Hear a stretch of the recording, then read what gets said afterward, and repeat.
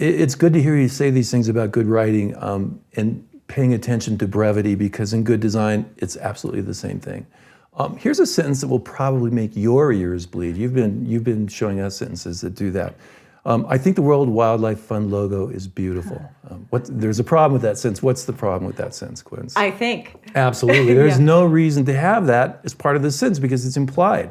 The speaker is, of course, thinking that. So we want to kill the excess baggage in that sentence. I think it's a much better sentence now if it simply says the World Wildlife Fund logo is beautiful. Exactly. Makes perfect sense.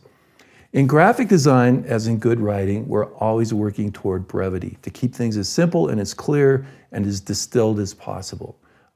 That's sort of the holy grail for designers. I'm not a cook. Lord knows I'm not a cook, but I do know that when we make a sauce, we add white wine, broth, spices, and we cook it down until we get to the bare essence of that particular flavor that we're after. That's exactly what happens in graphic design. We're trying to cook things down to their simplest idea, just as in good writing. And nowhere is that more visible than in logo design. Logos are probably the hardest thing for any graphic designer to do because they have to be so efficient, so economical, so iconic and impactful. All those things coming to play in developing a good logo. When we do look at that logo, the World Wildlife Fund logo, we do see that knowing when to stop is extremely critical. Here's the World Wildlife Fund logo. It's beautiful. If we add just those two lines, it kills the logo. It goes away. Taking those lines out makes it an absolutely gorgeous logo. Wow.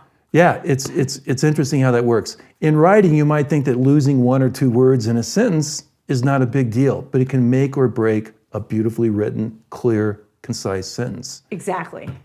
So I want to show you just a couple of logo experiences I've had to show you how this evolution, this distillation works. The first one is a student project I worked on way back in the day when I was in art school. Our instructor assigned us to work on logos for fictional companies. So my company that I was asked to work on was called Tryson Construction, not a real company. The company does large, let's say, apartment buildings, hospitals, that sort of thing.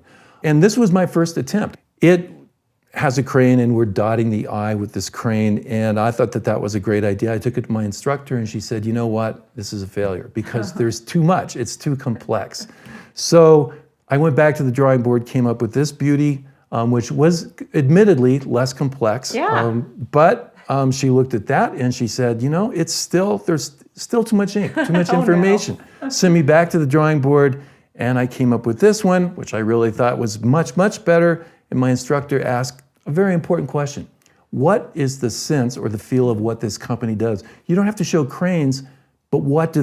They build, there's dynamics, there's movement, and structures are coming into place when you work with this company. So here was my redo, which now, even looking at this all these years later, I still think is a really nice logo. It's nice. It's showing things being put into place. So I got it down to its bare minimum. That's what brevity is all about. We want to let form do the heavy lifting in logo design. That's what we're always after. Here's one I did, a freelance project a couple of years ago for some folks here in Boulder. And if I had gone too far and added a line to define the circle, again, it would have killed the logo, just as would have happened with the World Wildlife Fund logo. We need to know when to stop. That's what good design is all about. There's another thing with logos, one idea per customer. If we start adding numerous ideas, what happens with a sentence when we have more than one idea in a sentence? It gets confusing. It gets confusing, absolutely. We don't want to confuse people with our design work. Here's a logo I helped a fellow with. Actually, this was just about a month and a half or so ago. Working class dogs, he trains service dogs. We have two things happening in this logo, a dog waiting patiently for instruction and paw prints being used for letters in working class dogs. That's two ideas in one logo. That's never good because now we have confusion. So in good logo design, we have some basic rules to follow. The first is don't overstate. We don't need to add too much, just as in good writing.